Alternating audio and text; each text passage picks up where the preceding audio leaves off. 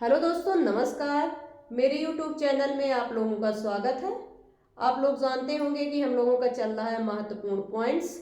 आज हम जो है फांसीवाद और लोकतंत्र पे जो है कुछ महत्वपूर्ण पॉइंट्स देखेंगे जो अक्सर एग्जाम में पूछे जाते हैं। तो चलिए पहला पॉइंट स्टार्ट करते हैं। हाँ, अगर वीडियो पसंद आए तो प्लीज़ मेरे लिए जो है एक शेयर कमेंट जरूर करिएगा। तो चलिए स्टार्ट करते हैं वीडियो। पहला पॉइंट्स देखते हैं। जो है पहला पॉइंट क्या है, फांसीवाद के फांसी शब्द का अर्थ क्या होगा। आप लोग भी टीजीटी, पीजीटी, जेआईसी अदर की तैयारी कर रहे हैं तो आप लोग भी सोचिए कि फांसीवाद के फांसी शब्द का अर्थ क्या होता है।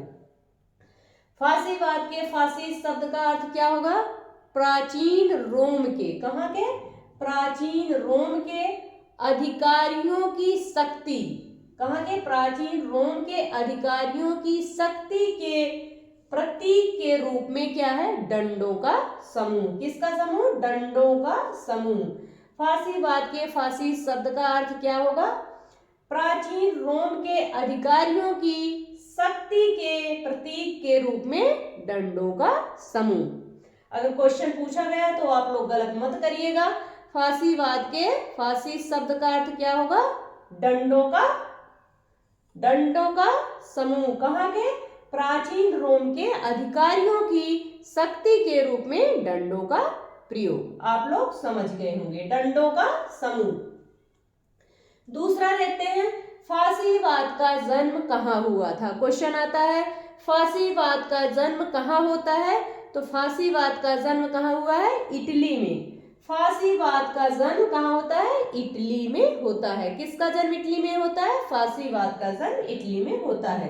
चलिए अगला पॉइंट देखते हैं, मोस्ट इंपॉर्टेंट पॉइंट है जो अक्सर एग्जाम में पूछा जाता है।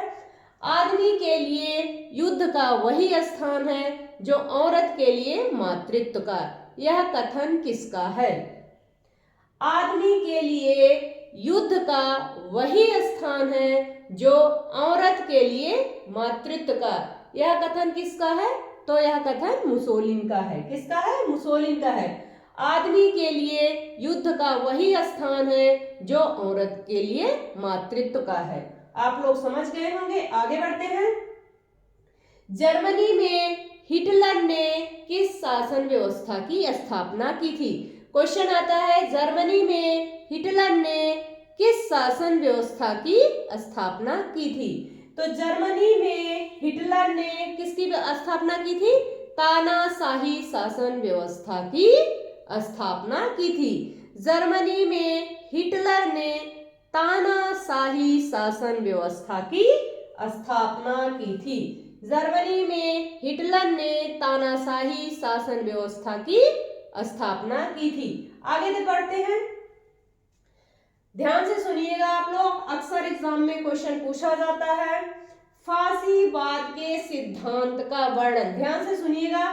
फांसीवाद के सिद्धांत का वर्णन इस रूप में किया जाता है कि वह समाजवाद का राष्ट्रवादी रूप है। वह समाजवाद का राष्ट्रवादी रूप है। फांसीवाद के सिद्धांत का वर्णन इस रूप में किया जाता है कि वह समाजवाद का राष्ट्रवादी रूप है। यह परिभाषा किसकी है, यह कथन किसका है, किसका है, एल्फ्रेड रोक्को का कथन है। मोस्ट इंपॉर्टेंट है, एल्फ्रेड रोक्को। कौन है, एल्फ्रेड रोक्को ने क्या कहा है, फांसीवाद के सिद्धांत का वर्णन इस रूप में किया है कि वह समाजवाद का राष्ट्रवादी रूप है। किसने कहा, एल्फ्रेड रोक्को ने कहा है। आप लोग समझ गए होंगे। आगे बढ़ते हैं। फांसीवादियों के अनुसार जनतंत्र का सर्वाधिक वास्तविक रूप किसमें पाया जाता है, किस वर्ग में पाया जाता है, अभिजात वर्ग में। मोस्ट इंपॉर्टेंट है, फांसीवादियों के अनुसार जनतंत्र, जनतंत्र मीन्स लोकतंत्र का सर्वाधिक वास्तविक रूप जो है अभिजात वर्ग द्वारा चलाई जाने वाली सरकार में पाया जाता है। किसने कहा है, फांसीवादियों ने कहा है कि जनतंत्र का सर्वाधिक वास्तविक रूप जो है अभिजात वर्ग द्वारा चलाई जाने वाली सरकार में पाया जाता है। अक्सर एग्जाम में क्वेश्चन पूछा जाता है, फासीवादियों के अनुसार लोकतंत्र या जनतंत्र का सर्वाधिक जो है वास्तविक रूप अभिजात वर्ग द्वारा, किस वर्ग द्वारा? अभिजात वर्ग द्वारा चलाई जाने वाली सरकार में पाया जाता है। अभिजात वर्ग मीन्स क्या हुआ? श्रेष्ठ वर्ग। अभिजात मीन्स श्रेष्ठ वर्ग द्वारा चलाई जाने वाली सरकार में पाया जाता है। किसने कहा है? फासीवादियों ने कहा है। आप लोग समझ गए होंगे, अक्सर एग्जाम में क्वेश्चन पूछा जाता है। हाँ, देखते हैं, फासीवादियों ने राज्य को माना। फासीवाद जो है राज्य को क्या मानते हैं? क्वेश्चन मिलता है आप लोगों को, फासीवादी जो है राज्य को क्या माना? तो व्यक्तियों पर एक निरंकुश शक्ति, व्यक्तियों पर एक निरंकुश शक्ति जो है फासीवादियों ने राज्य को माना। एक बार फिर से रिपीट कर देते हैं, फासीवादी जो है राज्य को क्या मानते हैं? तो फासीवादी जो है राज्य को व्यक्तियों पर एक निरंकुश शक्ति के रूप में मानते हैं। आप लोग समझ गए होंगे, आगे बढ़ते हैं। फासीवाद जो है प्रजातंत्र का विरोधी है। मोस्ट इंपॉर्टेंट है, फासीवाद जो है प्रजातंत्र का विरोधी है। फासीवाद जो है प्रजातंत्र का विरोधी है। आगे बढ़ते हैं, फासीवाद जो है विश्वास करता है। फासीवाद किसमें विश्वास करता है? राज्य जो है दल से श्रेष्ठ है। फासीवाद विश्वास करता है कि राज्य जो है क्या है? दल से श्रेष्ठ है। फासीवाद विश्वास करता है कि राज्य जो है दल से श्रेष्ठ है। फासीवाद जो है प्रजातंत्र का विरोध करता है। आप लोग समझ गए होंगे, आगे बढ़ते हैं। शक्ति पृथक्करण का सिद्धांत किसने दिया? शक्ति पृथक्करण का सिद्धांत किसने दिया? तो किसने दिया है? मॉन्टेस्क्यू। शक्ति पृथक्करण का सिद्धांत मॉन्टेस्क्यू ने दिया है। आगे बढ़ते हैं, प्रजातंत्र वह शासन पद्धति है जिसमें अंतिम शक्ति किसमें निवास करती है? भारत में क्या है? एक लोकतांत्रिक शासन व्यवस्था है। तो भारत की जो राजनीतिक शक्ति है वह किसमें जो है निहित है? किसमें निहित है? आप लोग आंसर पता होगा, किसमें निहित है? जनता में निहित है। प्रजातंत्र वह शासन पद्धति है जिसमें अंतिम शक्ति कहाँ निवास करती है? जनता में निवास करती है। कैसे जनता में निवास करती है? जनता क्या करती है? मत दे के जो है अपना प्रतिनिधि चुनती है और वही प्रतिनिधि जाके क्या करते हैं? सारा कार्य राज्य सरकार का करते हैं। अगर जनता चाहे तो प्रतिनिधि को गिरा भी सकती है। ठीक है, तो प्रजातंत्र वह शासन व्यवस्था है जिसमें समस्त शक्ति किसमें निवास करती है? जनता। जनता में है। जनता एक क्या है? Supreme power. जनता में क्या है? सुप्रीम पावर है। ठीक है, आगे बढ़ते हैं। लोकतंत्र, लोकतंत्र में क्या होता है? न्यायपालिका स्वतंत्र होती है। क्या भारत की न्यायपालिका स्वतंत्र है? बिल्कुल, भारत की न्यायपालिका संविधान के अकॉर्डिंग जो है बिल्कुल स्वतंत्र है। लेकिन आज की जो है व्यवस्था क्या चल रही है, इस पे टीका टिप्पणी करना उचित नहीं होगा।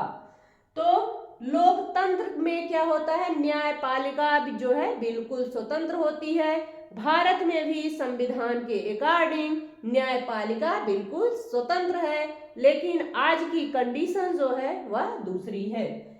दूसरा देखते हैं, प्रेस स्वतंत्र होता है। आप भी क्वेश्चन करिए अपने से, क्या आज के समय में प्रेस स्वतंत्र है? तो लोकतंत्र में क्या है? लोकतांत्रिक शासन व्यवस्था में भारत में लोकतंत्र की शासन व्यवस्था है, लोकतंत्रीय शासन व्यवस्था है। तो यहाँ जो है न्यायपालिका स्वतंत्र होती है, प्रेस भी स्वतंत्र होता है। और तीसरा पॉइंट क्या महत्वपूर्ण है? सार्वजनिक राय प्रकट करने की स्वतंत्रता होती है।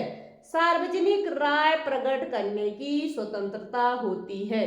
क्या वर्तमान समय में जो है सार्वजनिक राय प्रकट करने की स्वतंत्रता है?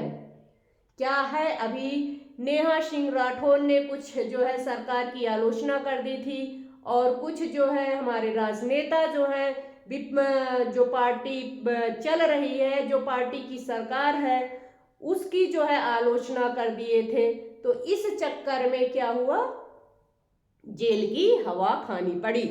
लेकिन यह बिल्कुल गलत है, यह हिटलर शाही व्यवस्था है, जो अभी हम पीछे पढ़ा रहे थे, फांसीवाद। तो जो लोकतंत्र है वह क्या है, सार्वजनिक राय प्रकट करने की स्वतंत्रता है। कोई भी व्यक्ति बिल्कुल अपना मत देने, अपना जो है राय प्रकट करने के लिए स्वतंत्र है। उस पे जो है गवर्नमेंट या कोर्ट कुछ नहीं कर सकती है। लेकिन इतना है कि भाई किसी के बारे में बहुत भद्दा आप ना बोलो, नहीं तो मानहानि का मुकदमा भी ठुक जाता है। तो सार्वजनिक राय प्रकट करने की स्वतंत्रता होती है किसमें, लोकतांत्रिक शासन व्यवस्था में। आप लोग समझ गए होंगे। आगे बढ़ते हैं। राजनीतिक समानता की सर्वश्रेष्ठ गारंटी कौन सी शासन व्यवस्था देता है, ध्यान से सुनिएगा आप लोग। राजनीतिक समानता किसकी, राजनीतिक समानता की सर्वश्रेष्ठ गारंटी है किस शासन व्यवस्था में, लोकतंत्रीय शासन व्यवस्था में। राजनीतिक समानता की सर्वश्रेष्ठ गारंटी है लोकतंत्रीय शासन व्यवस्था में। आगे बढ़ते हैं। राजनीतिक प्रतिनिधित्व सुनिश्चित किया जाता है, ध्यान दीजिएगा, राजनीतिक प्रतिनिधित्व किसके द्वारा सुनिश्चित किया जाता है, तो किसके द्वारा, राजनीतिक दल द्वारा, विधान पालिका द्वारा और संविधान द्वारा। राजनीतिक प्रतिनिधित्व सुनिश्चित किया जाता है राजनीतिक दल, विधान पालिका और संविधान द्वारा। मोस्ट इंपॉर्टेंट है। आगे बढ़ते हैं। उदार लोकतंत्र का सबसे विशिष्ट लक्षण क्या है, उदार लोकतंत्र का सबसे विशिष्ट लक्षण क्या है, यह सभी व्यक्तियों के मतों का समान मानता है। यह सभी व्यक्तियों के मतों को समान मानता है। कौन समान मानता है, उदार लोकतंत्र। उदार लोकतंत्र का अगर विशिष्ट लक्षण पूछा गया तो यह क्या है, यह सभी व्यक्तियों के मतों को समान मानता है। आगे बढ़ते हैं। हाँ, भाषण की स्वतंत्रता लोकतंत्र शासन के लिए क्या है, आवश्यक है। भाषण की स्वतंत्रता किसकी, स्पीच देने की स्वतंत्रता, भाषण देने की स्वतंत्रता, सरकार की आलोचना करने की स्वतंत्रता क्या है, यह लोकतंत्र शासन व्यवस्था के लिए अच्छा है। अगर आप लोकतंत्रीय शासन व्यवस्था में जो हमारी मौजूदा सरकार है या जो सरकार चल रही है, अगर आप उसकी आलोचना नहीं करते हैं तो यह लोकतंत्र के लिए क्या है, जहर के समान है। लोकतंत्रीय शासन व्यवस्था में जो है सरकार की आलोचना होनी चाहिए कि जिससे जो है सरकार सही रास्ते पर चले और जनता का अधिक से अधिक हित कर सके। ठीक है, तो भाषण की स्वतंत्रता लोकतंत्र शासन के लिए क्या है, आवश्यक है। आगे बढ़ते हैं। लोकतंत्र अस्थायित्व के लिए सबसे उपयुक्त क्या है, लोकतंत्र अस्थायित्व के लिए सबसे उपयुक्त क्या है, द्विदलीय शासन व्यवस्था। अगर लोकतंत्र में एक दल का वर्चस्व हो गया तो जनता के हित की बात कभी नहीं होगी। इसलिए जो है लोकतंत्रीय शासन व्यवस्था में अगर जनता जो है सरकार का निर्माण करती है तो एक विपक्ष लोकतंत्र भी देती है। जिस दिन जो है एक सशक्त विपक्ष जो है लोकतंत्र में नहीं होगा, उस दिन जो है जनता की बात जो है संसद और विधानसभा में नहीं उठ पाएगी। इसलिए सरकार का निर्माण करते हुए जनता को यह ध्यान रखना चाहिए कि एक सशक्त विपक्ष भी दे। ठीक है, तो लोकतंत्र अस्थायित्व के लिए सबसे उपयुक्त क्या है, द्विदलीय शासन व्यवस्था। एक जो सरकार का निर्माण करे, दूसरा जो है एक सशक्त विपक्ष के रूप में उभरे। ठीक है, आप लोग समझ गए होंगे। आगे बढ़ते हैं। आधुनिक लोकतंत्र में अदृश्य साम्राज्य कहा जाता है। क्वेश्चन मोस्ट इंपॉर्टेंट है। आधुनिक लोकतंत्र में अदृश्य साम्राज्य किसको कहा जाता है? तो किसको कहा जाता है? दबाव समूह को।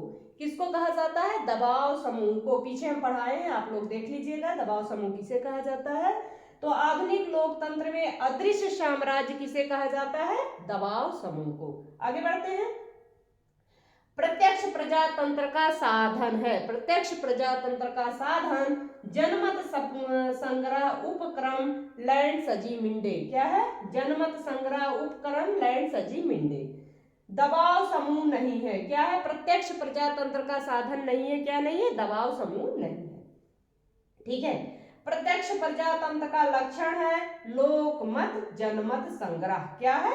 लोकमत जनमत संग्रह अनुपातिक प्रतिनिधित्व इसका लक्षण नहीं है। आगे बढ़ते हैं।